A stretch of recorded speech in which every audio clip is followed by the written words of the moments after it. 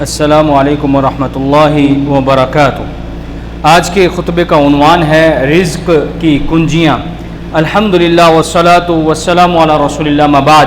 یقیناً تمام تعریفیں اللہ کے لیے ہیں، ہم اس کی تعریف بیان کرتے ہیں، اسی سے مدد کے طلبگار ہیں اور اپنے گناہوں کی بخشش بھی اسی سے مانگتے ہیں۔ میں گواہی دیتا ہوں کہ اللہ کے سوا کوئی بھی معبود برحق نہیں، وہ یکتا ہے، اکیلا ہے، اس کا کوئی بھی شریک نہیں۔ اور میں یہ بھی گواہی دیتا ہوں کہ جناب محمد رسول اللہ صلی اللہ علیہ وسلم اللہ تعالیٰ کے بندے اور اس کے آخری رسول ہیں۔ اللہ تعالیٰ آپ پر، آپ کی آل پر اور تمام صحابہ کرام پر ڈھیروں درود و سلامتی نازل فرمائے۔ حمد و ثنا کے بعد،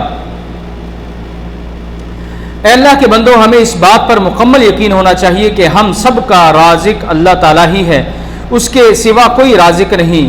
وہ دیگر اختیارات کی طرح اس میں بھی وحدہ لا شریک ہے۔ فرمان باری تعالیٰ ہے، میں ان سے رزق نہیں چاہتا اور نہ ہی یہ چاہتا ہوں کہ وہ مجھے کھلائیں۔ اللہ تعالیٰ تو خود ہی رازق ہے، بڑی قوت والا اور بڑا زبردست ہے۔ کائنات میں ہر جاندار کے رزق کا ذمہ اللہ تعالیٰ نے اپنے اوپر لے رکھا ہے۔ اس کا اسی کا فرمان ہے کہ زمین میں چلنے والے ہر جاندار کا رزق اللہ کے ذمہ ہے، اور رزق کے فیصلے اللہ تعالیٰ آسمان سے کرتا ہے۔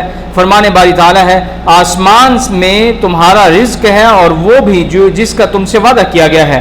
اسی طرح اللہ تعالیٰ ایک اور مقام پر ارشاد فرماتے ہیں، اللہ ہی ہے جس نے تمہیں پیدا کیا، پھر تمہیں رزق دیا، پھر تمہیں مارے گا اور پھر تمہیں زندہ کرے گا۔ تو کیا تمہارے شرکاء میں سے کوئی ایک شریک ایسا ہے جو ان کاموں میں سے کوئی کام کرتا ہو؟ وہ پاک ہے اور ان کے شرک سے بلند و بالا ہے۔ اے اللہ کے بندو، اسی طرح دوسری بات یہ ہے کہ اللہ تعالیٰ اپنی حکمت کے ساتھ جس کو چاہے زیادہ رزق عطا کرے اور جس کو چاہے کم رزق دے، یہ بس اسی کا اختیار ہے۔ اللہ تعالیٰ قرآن مجید میں ارشاد فرماتے ہیں، ہم نے ہی ان کی روزی کو دنیاوی زندگی میں ان کے درمیان تقسیم کر دیا ہے، اور ہم نے ہی ان میں سے بعض کو بعض پر کئی درجے فوقیت دی ہے تاکہ یہ ایک دوسرے سے خدمت لے سکیں۔ اسی طرح ایک اور مقام پر ارشاد فرمایا، اللہ تعالیٰ اپنے بندوں میں سے جسے چاہے فراخ اور روزی دیتا ہے اور جسے چاہے تنگ۔ یقیناً اللہ تعالیٰ ہر چیز کو خوب جاننے والا ہے، اور اللہ تعالیٰ جنہیں کم رزق دیتے ہیں انہیں کم دینے کی حکمت بیان کرتے ہوئے قرآن مجید میں ارشاد فرماتا ہے، اور اگر اللہ اپنے بندوں کو وافر رزق عطا کر دیتا تو یہ زمین میں سرکشی سے اودم مچا دیتے، مگر وہ ایک اندازے سے جتنا رزق چاہے نازل کرتا ہے۔ یقیناً وہ اپنے بندوں سے باخبر اور انہیں دیکھ رہا ہے۔ اے اللہ کے بندوں، اسی طرح تیسری بات یہ ہے کہ تمام خزانوں کی چابیاں اللہ تعالیٰ کے پاس ہیں، لہذا اللہ تعالیٰ ہی سے رزق طلب کرنا چاہیے۔ اللہ تعالیٰ کا فرمان ہے، کوئی بھی ایسی چیز نہیں جس کے خزانے ہمارے پاس نہ ہو، اور اسے ہم ایک معلوم مقدار کے مطابق ہی نازل کرتے ہیں۔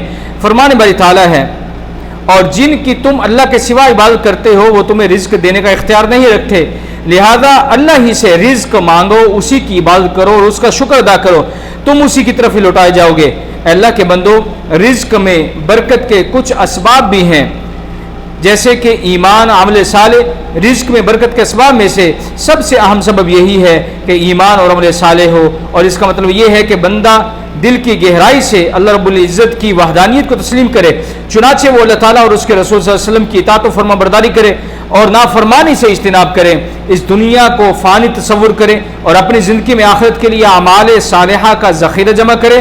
جو شخص اسی طرح ایمان کے ساتھ عمل صالح کرتا ہے تو اللہ تعالیٰ اس کے رزق میں برکت عطا کر دیتا ہے، کیونکہ وہ فرماتا ہے کہ جو شخص نیک عمل کرے، مرد ہو یا عورت، بشرطے کہ ایمان والا ہو، تو اسے ہم یقیناً بہت ہی اچھی زندگی عطا کریں گے اور ان کے نیک اعمال کا بدلہ، بہتر بدلہ انہیں عطا کریں گے۔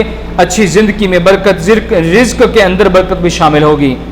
اے اللہ کے بندو، اس کے برعکس اگر کوئی شخص بد عقیدہ ہو، اس کے ایمان کے اندر خلل ہو جاتا ہو اور وہ بد عمل بھی ہو، تو اس کے رزق میں برکت نہیں ہوتی، چاہے وہ کتنا ہی زیادہ کیوں نہ کماتا ہو۔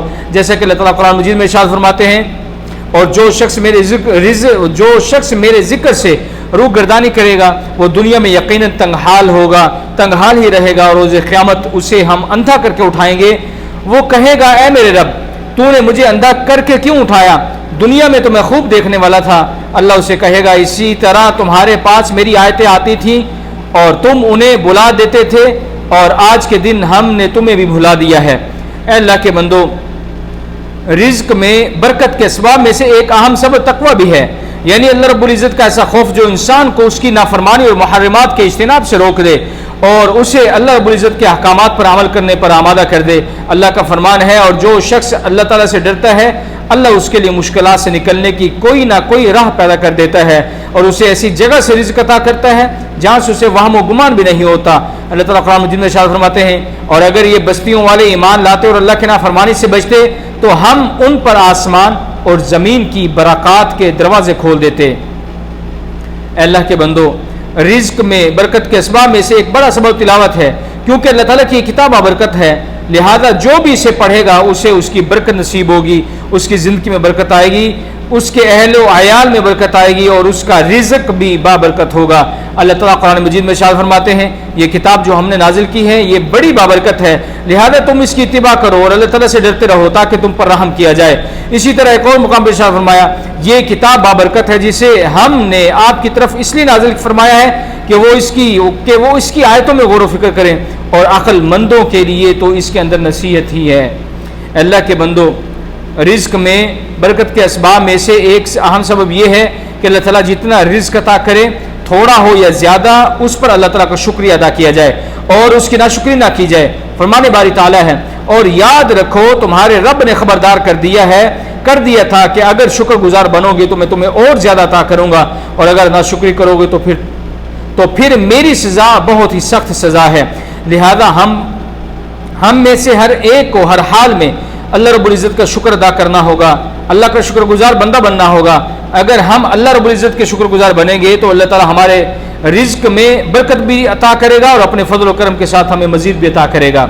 اللہ کے بندو، رزق میں برکت کے اسباب میں سے ایک عام سبب یہ بھی ہے کہ اللہ تعالیٰ پر توکل اور بھروسہ کیا جائے، یعنی انسان رزق کے حلال کے لیے جو بھی جائز وسیلہ اختیار کرے اس پر بھروسہ نہ کرے، بلکہ اللہ تعالیٰ پر بھروسہ کرے تو اللہ تعالیٰ اسے ضرور رزق عطا کرے گا اور اس میں برکت بھی نصیب فرمائے گا۔ رسول اللہ صلی اللہ علیہ وسلم کے ارشاد گرامی آپ نے فرمایا، اگر تم اللہ پر اس طرح بھروسہ کرو جس طرح بھروسہ کرنے کا حق ہے تو وہ تمہیں ایسے ہی رزق دے گا جیسے وہ پرندوں کو رزق دیتا ہے جو صبح کے وقت خالی پیٹ نکلتے ہیں اور شام کے وقت پیٹ بھر کر وہ گھروں کے اندر لوٹتے ہیں۔ اللہ کے بندو، رزق میں برکت کے اسباب میں سے ایک عام سبب یہ بھی ہے کہ اللہ تعالیٰ سے رزق میں برکت کی دعا کرنا، جیسا کہ رسول اللہ صلی اللہ علیہ وسلم یوں دعا فرماتے تھے، اے اللہ ہمارے لیے ہمارے شہر کو بابرکت بنا اور ہمارے پھلوں میں برکت ڈال اور ہمارے ماپ تول کے پیمانوں مد اور سا میں بھی برکت ڈال۔ اسی طرح رزق میں برکت کے اسباب میں سے ایک عام سبب یہ بھی ہے کہ اللہ تعالیٰ نے آپ کو جو کچھ دے رکھا ہے، چاہے وہ تھوڑا ہو یا زیادہ، اس میں حسب توفیق اللہ تعالیٰ کے راستے میں خرچ کریں، اللہ کے لیے صدقہ کریں، یعنی اپنے قریبی رشتہ داروں، فقراء، مساکین اور ضرورت مندوں لوگوں کے اوپر خرچ کریں۔ آپ اللہ تعالیٰ کی رضا کی خاطر جو کچھ خرچ کریں گے اللہ تعالیٰ اس کی جگہ پر آپ کو اور بھی عطا کرے گا، کیونکہ اللہ تعالیٰ کا فرمان ہے، اور جو کچھ تم خرچ کرتے ہو وہ اس کی جگہ پر تمہیں اور عطا کر دیتا ہے، اور وہی سب سے بہترین رزق دینے والا ہے۔ اسی طرح توبہ استغفار کے فوائد بیان کرتے ہوئے اللہ تعالیٰ قرآن مجید میں ارشاد فرماتے ہیں، تم سب اپنے رب سے معافی مانگ لو، بلا شبہ وہ بڑا معاف کرنے والا ہے، وہ تم پر آسمان سے خوب بارشیں برسائے گا، مال اور بیٹوں سے تمہاری مدد کرے گا، تمہارے لیے باغات پیدا کرے گا اور نہریں جاری کر دے گا۔